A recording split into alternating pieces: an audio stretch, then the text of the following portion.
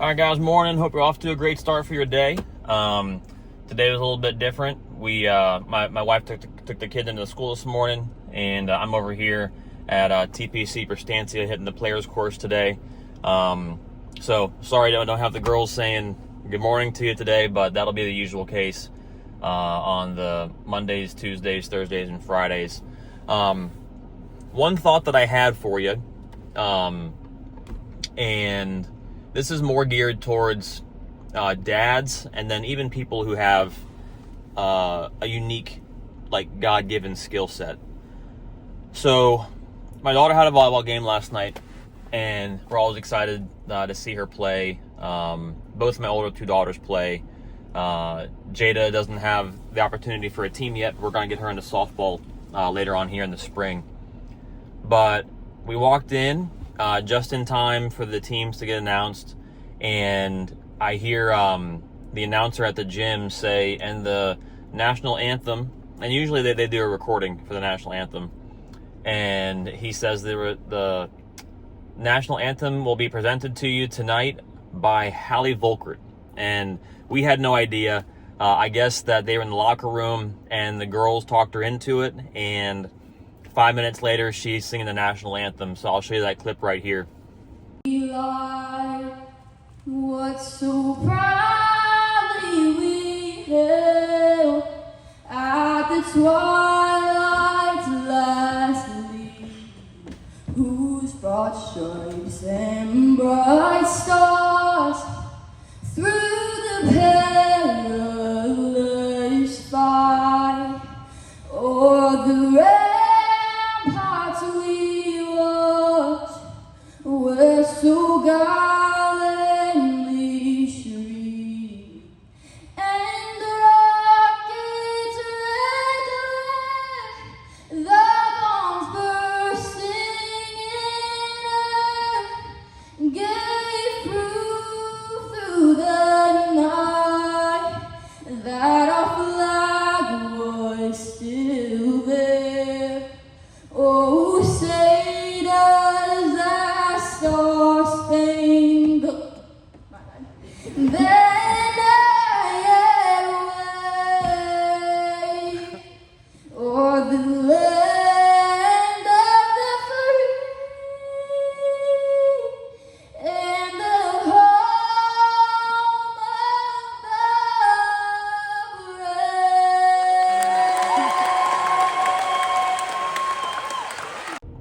You know, and like, it was just a proud moment for me as a dad, not because she sang the national anthem, but kind of the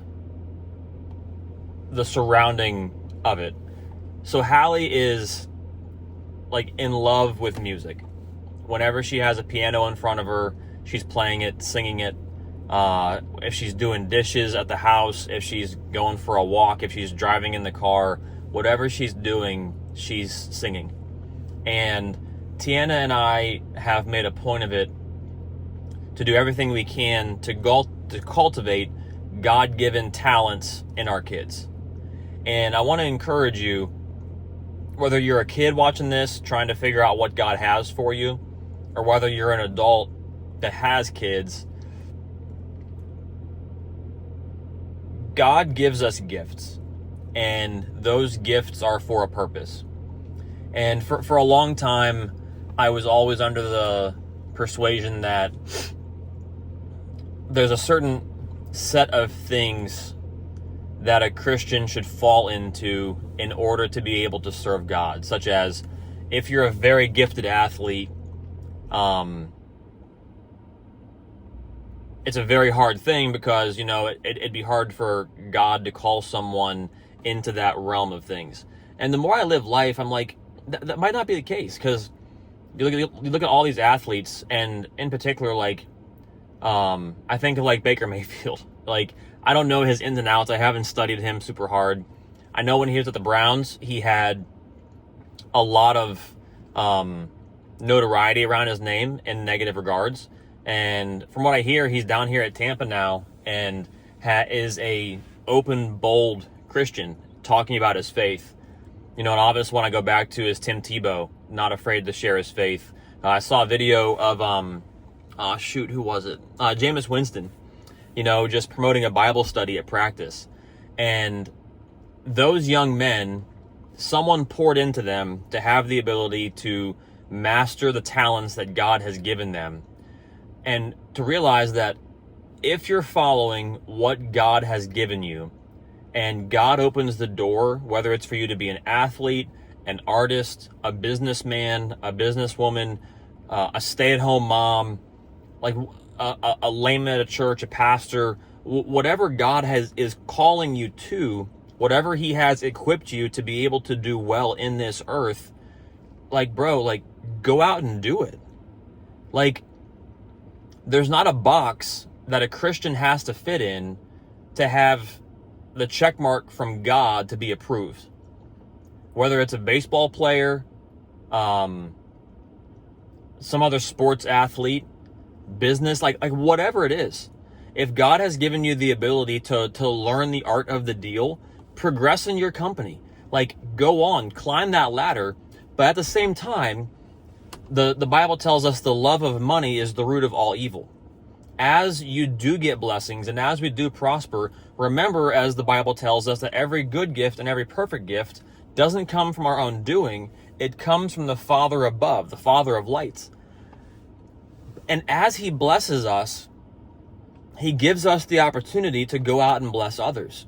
So as these blessings come in, and as we use the craft that God has given us to be able to be good at, we can't be selfish with that. And last night was so cool because I saw Hallie using the talent that God has given her, and just the energy that it brought to the gym.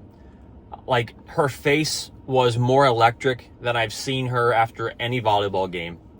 The moms and the fans in the stands were so excited for her. And that same excitement doesn't always come on the court. Yes, she's good at volleyball and all these things, but where her passion is and where her heart's at, that is what is just pumping and flowing through her. And if you have a son, a daughter that is skilled in something, find a way to cultivate that and prayerfully consider if this is a direction that God might be calling them down. And if God is behind them having the talent, it just might be that God is going to be behind them having success in that talent to be able to use that for his honor and for his glory. I didn't take a whole bunch of prep time to get a list of names of people who have been blessed by God in their certain realm to be able to be outspoken. But I'm a firm believer that God can do big things in small places and the world has no idea it's happening. If my daughters have the ability to make a difference in the Christian school that they're in, that's huge.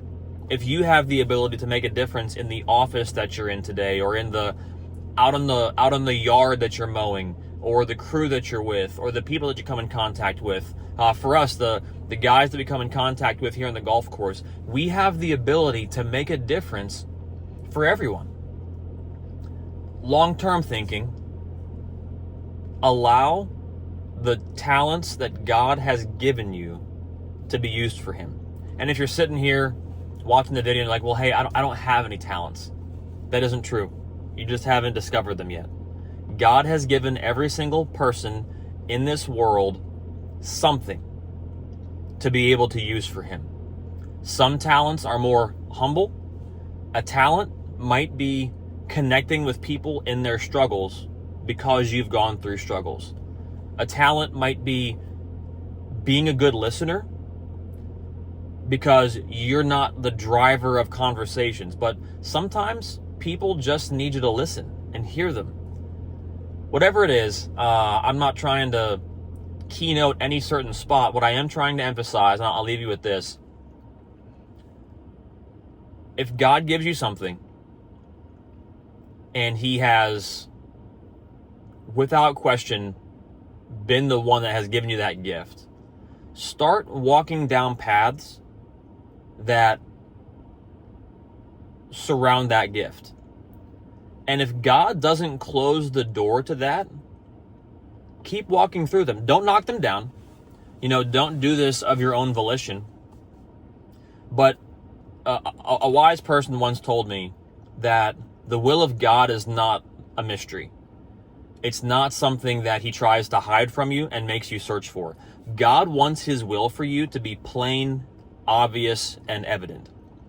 And sometimes all we have to do is be willing to walk through that door that God has opened, and then find the next one. And if it isn't closed, walk through it, and the next door, and the next door, and the next door, believing. And this is where faith comes into this, right?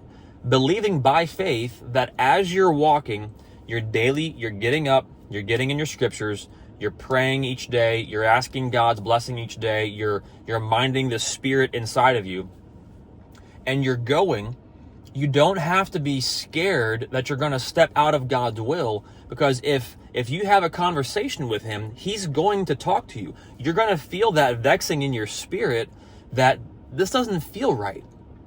Or the opportunity to get onto that team or into that school or onto that music team. If that door doesn't open, it doesn't mean you failed. It means God closed the door. Go looking for the next one.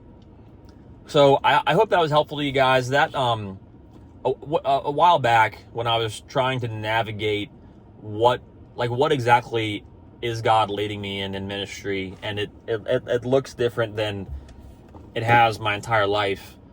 That wise person in my life said, just walk through doors, and if God opens them, by faith, believe he's the one opening them. And if he closes them, be willing to submit and change and go searching in that corridor for the next door. So I hope you guys appreciate that. If you guys need anything, leave a comment. Side note, we did do I don't know if it's a world record, but the longest putt made in a Walmart parking lot. We did it live. Sadly enough, my homeboy, Landon, that was videoing, accidentally hit the mute button halfway through the video. But if you go to the end, the shot is in there. I think we'll do some video editing here and turn that into a short here for you guys.